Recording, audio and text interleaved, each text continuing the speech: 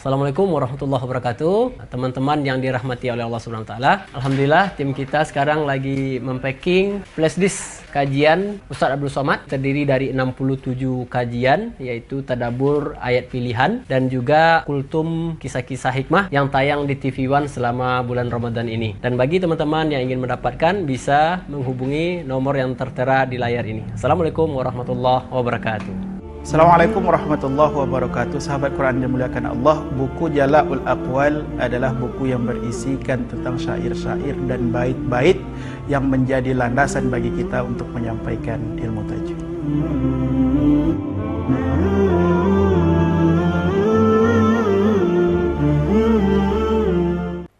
Bismillahirrahmanirrahim. Assalamualaikum warahmatullahi wabarakatuh. Sahabat Quran yang dimuliakan Allah, bersyukur kita kepada Allah dan mengucapkan alhamdulillahirabbil alamin. Salawat kepada Nabi Muhammad, Allahumma salli ala sayyidina Muhammad wa ala ali sayyidina Muhammad. Alhamdulillah Allah pertemukan kita kembali pada sesi mempelajari bab makharijul huruf, ya. Sudah kita mulai pada pertemuan yang pertama, kedua, dan ini adalah pertemuan yang ketiga kita dalam sesi membahas makharijul huruf. Baik, kita lanjutkan kembali, ya. Pada pertemuan-pertemuan sebelumnya kita sudah sampaikan makharijul huruf secara am itu secara umum ada 5, ya. Yang pertama namanya al-jauf, yang kedua al-halaq, yang ketiga al-lisan. Ini sudah kita bahas pada pertemuan sebelumnya. Ya, al-jauf yaitu semua huruf yang keluar dari rongga mulut dan rongga tenggorokan. Kemudian al-halaq adalah huruf-huruf hijaiyah yang keluar dari rongga tenggorokan. Kemudian al-lisan adalah huruf-huruf hijaiyah yang keluar dari lisan, baik dari pangkal lidah, tengah lidah, tepi lidah atau ujung lidah. Sudah kita bahas pada sesi sebelumnya. InsyaAllah pertemuan ini kita akan selesaikan bab makharijul huruf. Ada 2 lagi insyaAllah yang akan kita bahas. Yang pertama ada yang keempat, ya. Yang keempat dari makhraj am yang akan kita bahas adalah namanya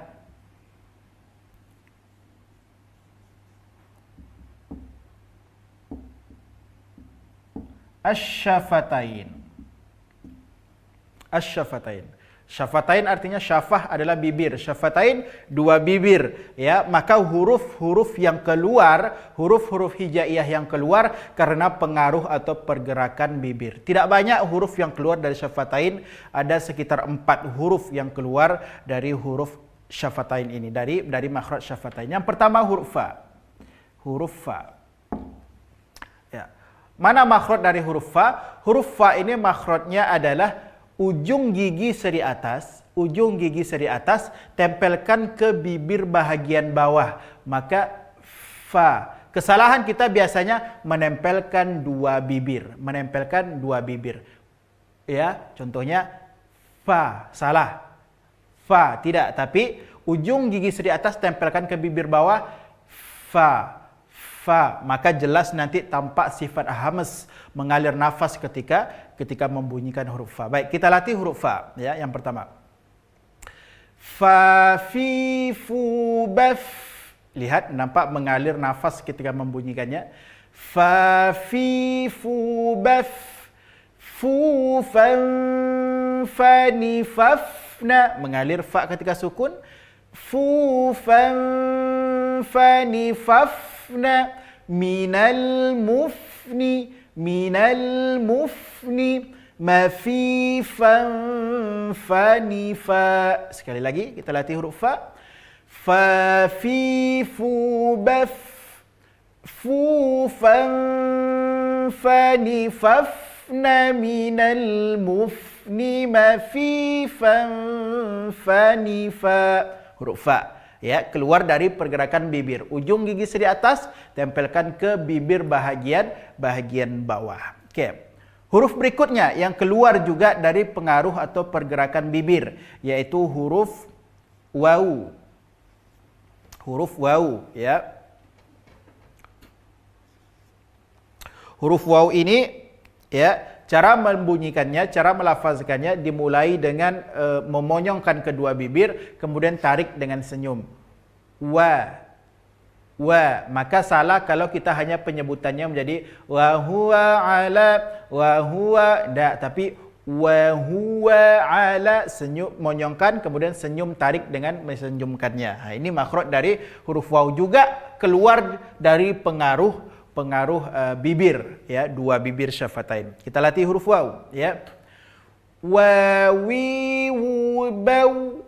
Maka tadi disampaikan memonyongkan bibir, ya, memonyongkan bibir berlaku pada dhammah dan wawu sukun. Maka setiap ada wawu sukun harus dimonyongkan bibirnya. Contohnya maliki yaumi, yaumi, monyongkan. Kalau enggak, bunyinya nanti akan menjadi maliki yau, yau, salah, ya. Maka setiap huruf wawu sukun harus dimonyongkan bibirnya. Okay. Wawi wubau, wani wauna minal muni mawi wani wa. Lihat, wani wa, bukan wani wa, tidak, ya. Sekali lagi huruf waw, ya. Wawi wubau, wani wauna minal muni wawi wani wa mawi wani wa. Huruf waw keluar juga karena pengaruh syafatain atau dua bibir. Huruf berikutnya, ya, sahabat Quran, huruf berikutnya yang keluar dari syafatain dua bibir yaitu huruf ba. Bagaimana penyebutan huruf ba? Yaitu menempelkan kedua bibir disertai dengan penekanan. Ba, ya. Tempelkan kedua bibir, kemudian sertai dengan tekanan. Kita latih, ya. Babi bu bab, babi bu bab, buban bani babna minal mubni mabiban bani ba. Huruf ba. Tempelkan kedua bibir, ya, kemudian sertai sedikit dengan penekanan. Ba. Sekali lagi kita latih. Babi bu bab, buban bani babna minal mubni mabiban bani ba. Huruf ba. Kemudian yang terakhir, huruf yang terakhir keluar dari syafatain yaitu huruf mim. Huruf mim. Bagaimana penyebutan mim? Sama seperti huruf ba, tempelkan kedua bibir, ya. Perbedaannya apa? Kalau ba tadi dengan sedikit ada penekanan pada kedua bibir, sedangkan huruf mim tempelkan saja tanpa ada penekanan. Ya, itu bedanya dengan huruf mim. Ba tempelkan disertai tekanan, sedangkan mim menempelkannya tanpa ada penekanan. Kita latih huruf mim, ya. Ma mimu bam, ma mimu bam, mu mam mani mamna minal mumni mami mam mani ma. Sekali lagi huruf mim. Ma mimu bam, mu mam mani mamna minal mumni mami mam mani ma. Baik. Inilah empat huruf, ya, empat huruf yang keluar dari pengaruh syafatain atau disebut dengan makhraj syafatain atau dua bibir. Empat huruf ini keluar dari pergerakan dua bibir atau keluar dari dua bibir. Alhamdulillah, makhraj yang keempat secara umum, yang keempat secara umum sudah kita bahas. Terakhir kita akan bahas satu lagi makharijul huruf yang kelima, yaitu namanya al-khayshum, ya, al-khayshum.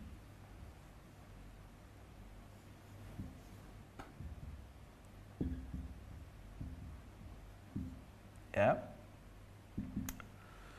Al-jauf, rongga mulut dan rongga tenggorokan. Al-halaq, rongga tenggorokan. Al-lisan, lidah. Syafatain, syafatain ini dua bibir. Dan terakhir khayshum, khayshum artinya adalah rongga hidung. Baik. Di awal saya sampaikan ya dalam pembahasan makharijul huruf, selain satu huruf hijaiyah hanya memiliki satu tempat keluar huruf. Kalau dia sudah al-halaq, maka dia tak mungkin keluar lagi dari syafatain. Kalau dia sudah dari lisan, maka dia tak mungkin lagi keluar dari al-halaq. Itu.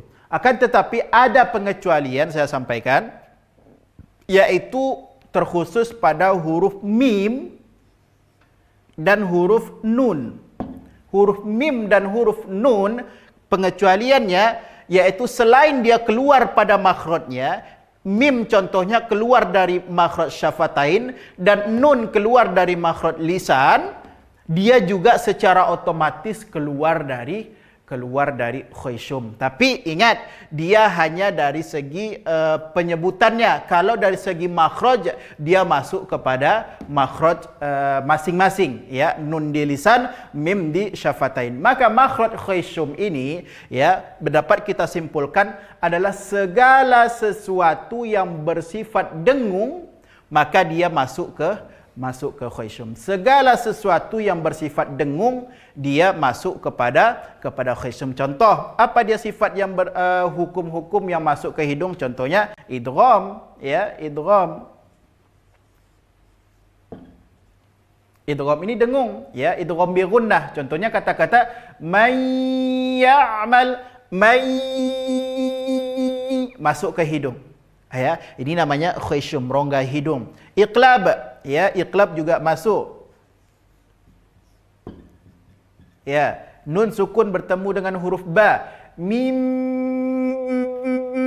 ba'di, mim ba'di, masuk ke rongga hidung. Begitu juga ikhfa. Ya, ikhfa. Ini juga contohnya nun sukun bertemu dengan selain huruf-huruf izhar, idgham dan iqlab. Banyak contohnya nun sukun bertemu, contohnya huruf kaf. Man kana.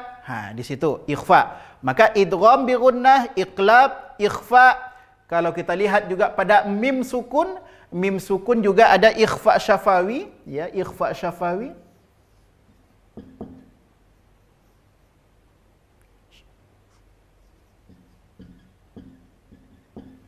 Kemudian ada juga idgham mithlain. Itu. Maka segala sesuatu yang masuk atau berdengung, ya, berdengung, maka dia keluar dari al-khayshum atau rongga hidung.